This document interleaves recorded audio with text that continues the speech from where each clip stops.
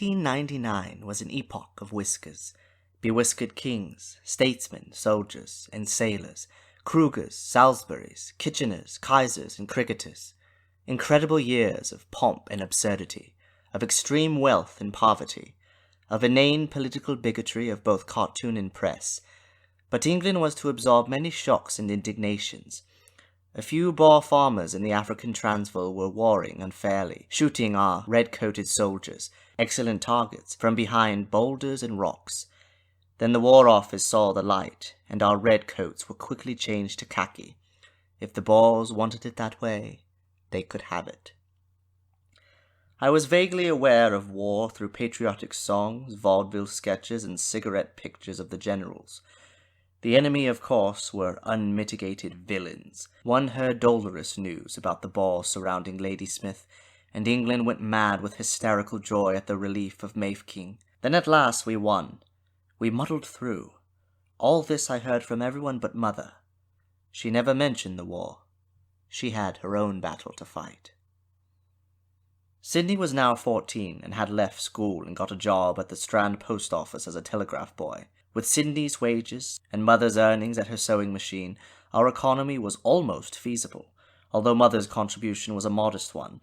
She worked for a sweatshop doing piecework, sewing blouses for 1 and 6 a dozen. Even though the patterns were delivered already cut out, it took 12 hours to make a dozen blouses. Mother's record was 54 blouses in a week, which amounted to 6 shillings and 9 pence.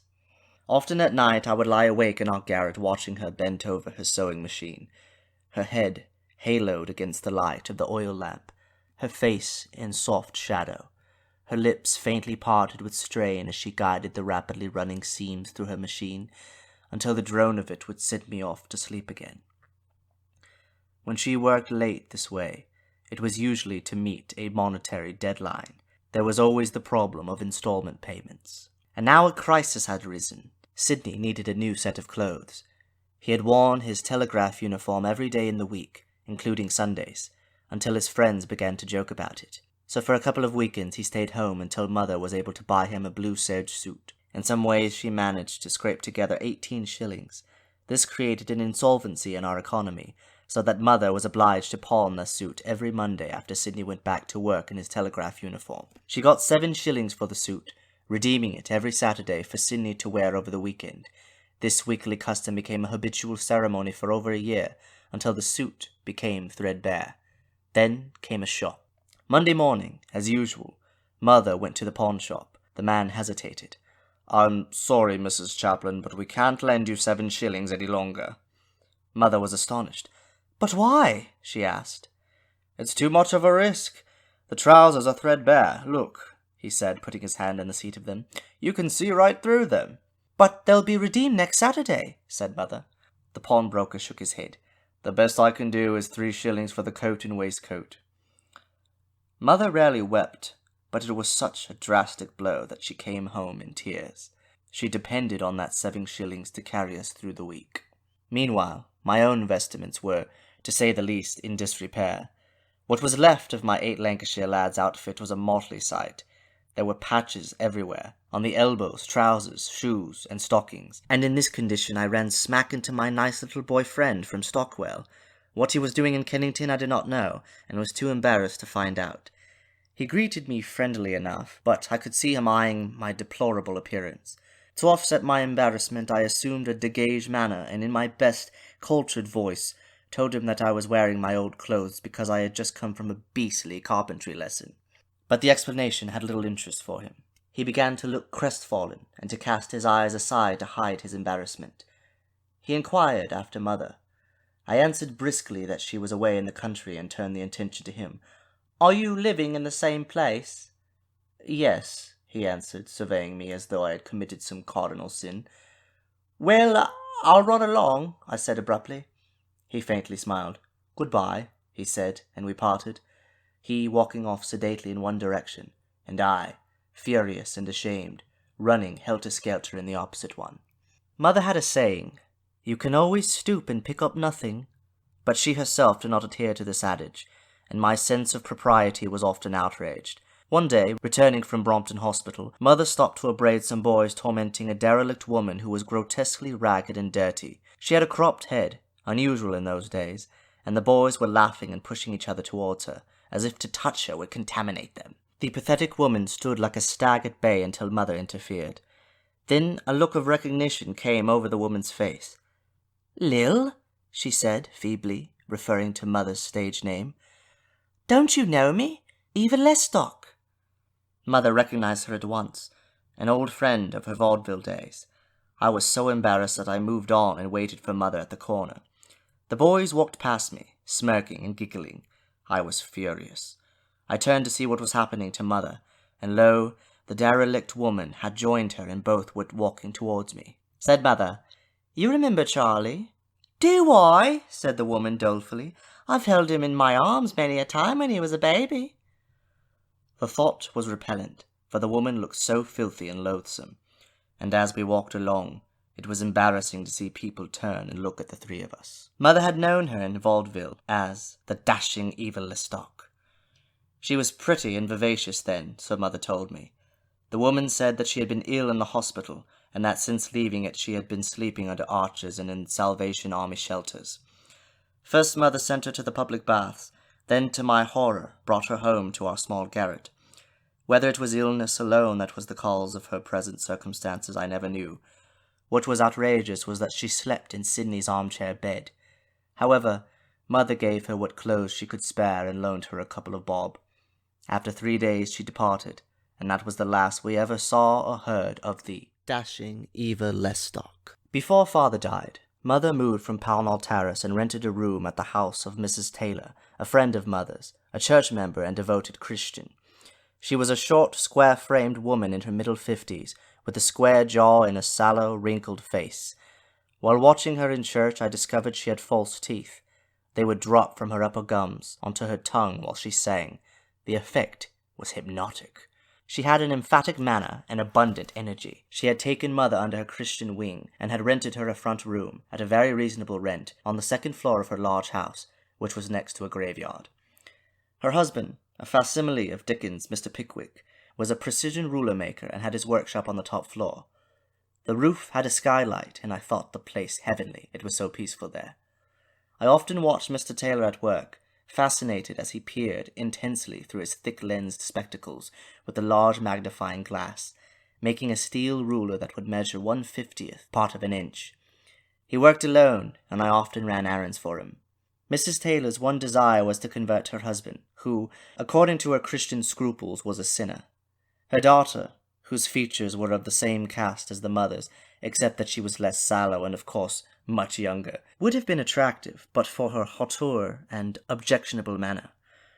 Like her father, she never attended church, but Mrs. Taylor never gave up hope of converting them both.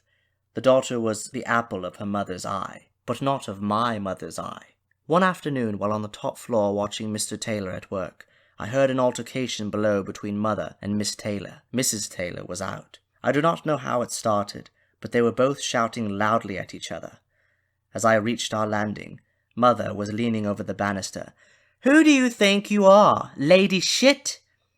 "Oh," shouted the daughter, "that's nice language coming from a Christian." "Don't worry," said Mother quickly. "It's in the Bible, my dear. Deuteronomy, 28th chapter, 37th verse. Only there's another word for it.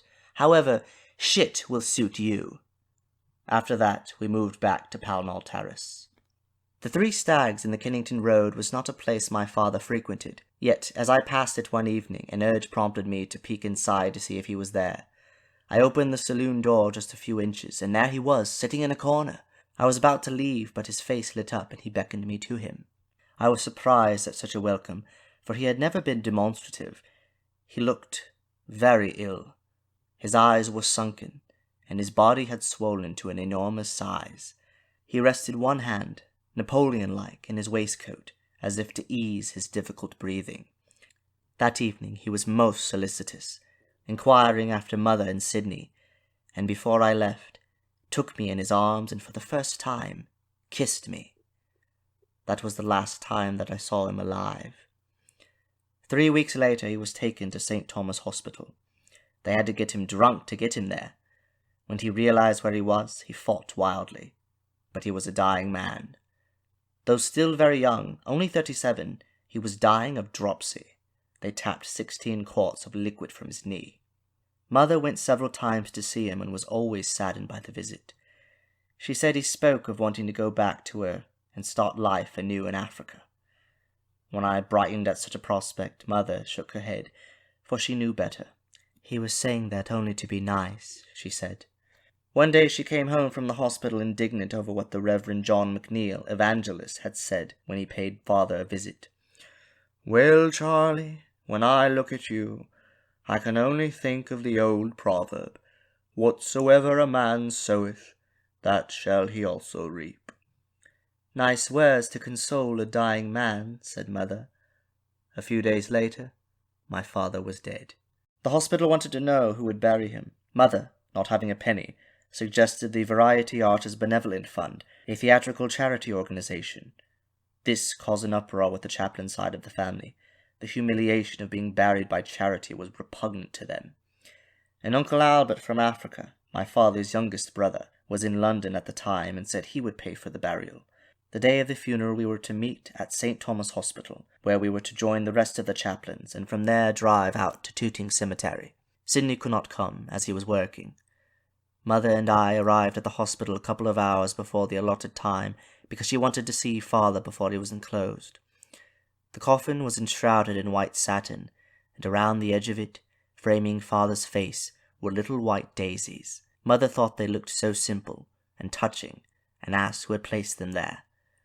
The attendant told her that a lady had called early that morning with a little boy. It was Louise. In the first carriage were Mother, Uncle Albert, and me. The drive to Tooting was a strain, for she had never met Uncle Albert before. He was somewhat of a dandy and spoke with a cultured accent. Although polite, his attitude was icy. He was reputed to be rich. He had large horse ranches in the Transvaal and had provided the British government with horses during the Boer War. It poured with rain during the service. The grave diggers threw down clods of earth on the coffin, which resounded with a brutal thud. It was macabre and horrifying, and I began to weep. Then the relatives threw in their wreaths and flowers. Mother, having nothing to throw in, took my precious black-bordered handkerchief. "Here, Sonny," she whispered, "this will do for both of us." Afterwards the chaplain stopped off at one of their pubs for lunch, and before leaving asked us politely where we desired to be dropped, so we were driven home. When we returned there was not a particle of food in the cupboard, except a saucer of beef dripping, and Mother had not a penny, for she had given Sidney her last 2 pence for his lunch money. Since Father's illness she had done little work, and now, near the end of the week, Sidney's wages of 7 shillings as a telegraph boy had already run out. After the funeral we were hungry. Luckily, the rag and bone man was passing outside, and we had an old oil stove, so reluctantly she sold it for a halfpenny, and bought a halfpenny's worth of bread to go with the dripping.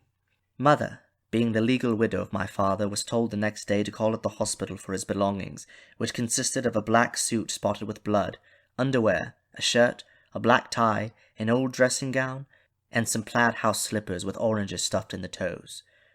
When she took the oranges out, a half-sovereign fell out of the slippers onto the bed. This was a godsend. For weeks I wore a crepe on my arm. These insignia of grief became profitable when I went into business on a Saturday afternoon selling flowers. I had persuaded Mother to lend me a shilling, and went to the flower market and purchased 2 bundles of narcissus, and after school busied myself making them into penny bundles. All sold, I could make 100% profit. I would go into the saloons looking wistful and say, "Narcissus, miss? Narcissus, madam?" The women always responded, "Who is it, son?"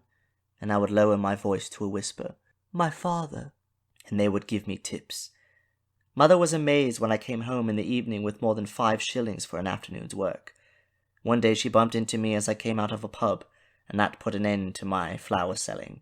That her boy was peddling flowers in bar-rooms offended her Christian scruples. "Drink killed your father, and money from such a source will only bring us bad luck," she said.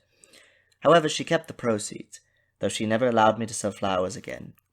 There was a strong element of the merchant in me. I was continuously preoccupied with business schemes. I would look at empty shops, speculating as to what profitable businesses I could make of them, ranging from fish and chips to grocery shops. It had always to do with food. All I needed was capital. But how does one get capital? Eventually I talked Mother into letting me leave school and get a job. I became a veteran of many occupations. First I was an errand boy in a chandler's shop. Between errands I was delightfully occupied in the cellar, immersed in soap, starch, candles, sweets, and biscuits, sampling all the sweetmeats till I made myself sick. Then I was a doctor's boy for Hoole and Kinsey Taylor, insurance doctors on Throgmorton Avenue, a job I inherited from Sydney, who recommended me. It was lucrative, and I was paid 12 shillings a week to act as a receptionist, with the duties of cleaning out the offices after the doctors had gone. As a receptionist I was a great success, and charmed all the waiting patients, but when it came to cleaning up the offices my heart was not in it. Sydney was much better. I did not mind emptying the files of urine, but cleaning those 10-foot office windows was indeed a gargantuan task, so that the offices grew dimmer and dustier, until I was told politely that I was too small for the job.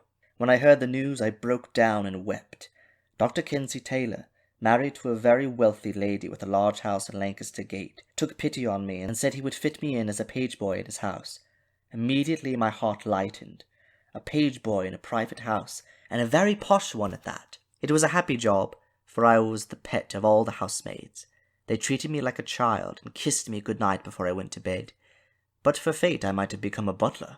Madam wanted me to clean out a cellar in the area where there were packing cases and debris piled high that had to be sorted, cleaned, and arranged. I was diverted from the task by my interest in an iron pipe about 8 feet long, through which I blew like a trumpet. Just as I was enjoying myself, Madam appeared, and I was given 3 days' notice. I enjoyed working for W.H. Smith & Son, the stationers, but lost the job as soon as they found I was underage. Then for a day I was a glass blower. I had read about glass blowing at school and thought it romantic, but the heat overcame me, and I was carried out unconscious and laid on a sand pile. That was enough. I never went back, even to collect my day's salary. Then I worked at Straker's, the printers and stationers. I tried to bluff them that I could run a Wharfdale printing machine, an enormous thing, over 20 feet long. I had seen it in action, looking into the cellar from the street, and the task looked easy and simple to do. A card read, "Boy wanted as layer on for a Wharfdale printing machine." When the foreman brought me to it, it loomed up monstrously. To operate it, I had to stand on a platform 5 feet high. I felt I was at the top of the Eiffel Tower. "Striker," said the foreman. "Striker?" Seeing me hesitate, he laughed. "You never worked at Wharfdale." "Just give me the chance, I'll pick it up quite easily," I said.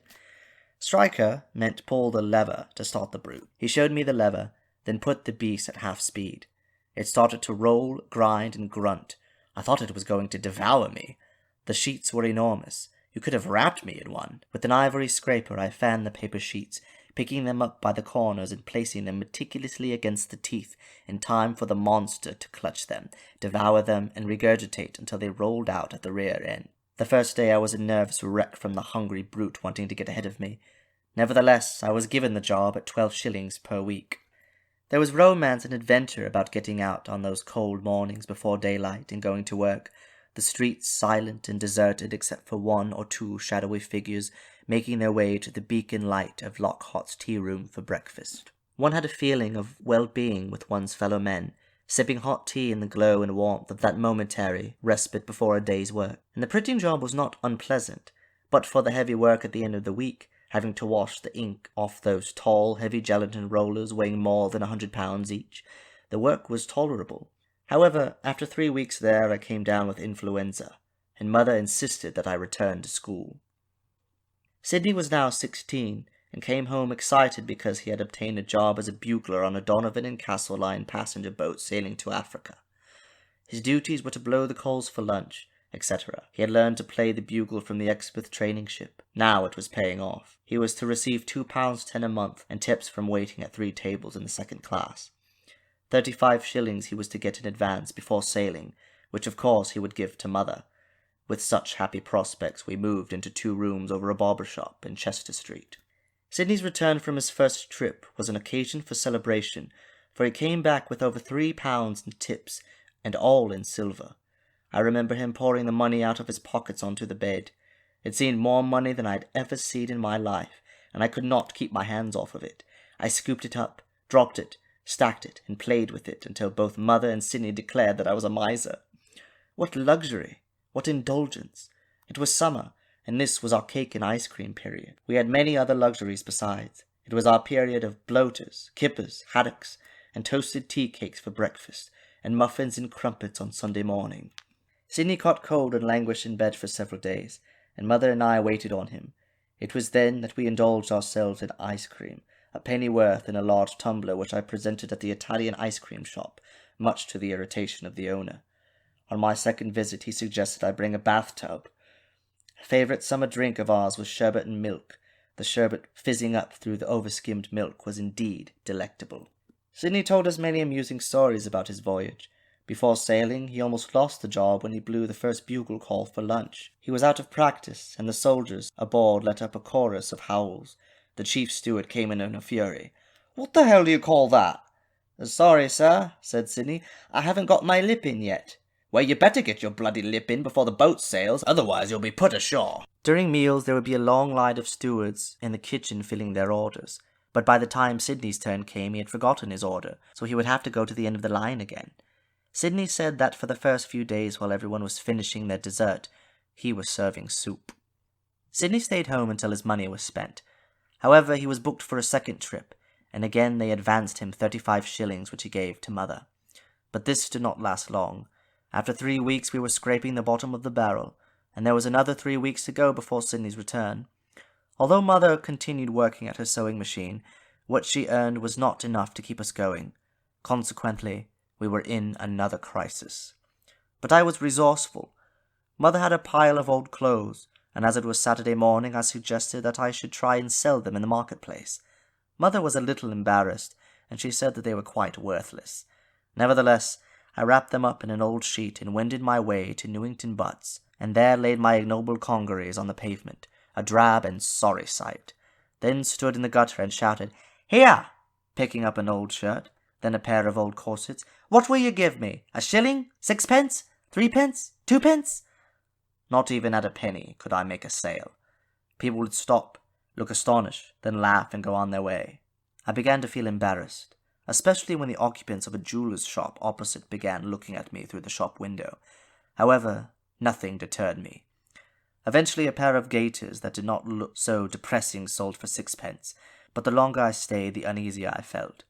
Later the gentleman from the jeweller's shop came over to me and asked, in a thick Russian accent, how long I had been in business. In spite of his solemn face, I detected humor in his remark, and told him I had just started. He walked slowly back to his 2 grinning partners, who were looking through the shop window at me. That was enough. I thought it time to wrap up my wares and return home. When I told Mother I had sold a pair of gaiters for 6 pence, she was indignant. "They should have bought more," she said. "They were a beautiful pair." At this juncture we were not too concerned about paying rent. That problem was easily solved by being out for the day when the rent man called, and as our belongings were of little value, it would cost more than we owed to cart them away. However, we moved back to 3 Pownall Terrace.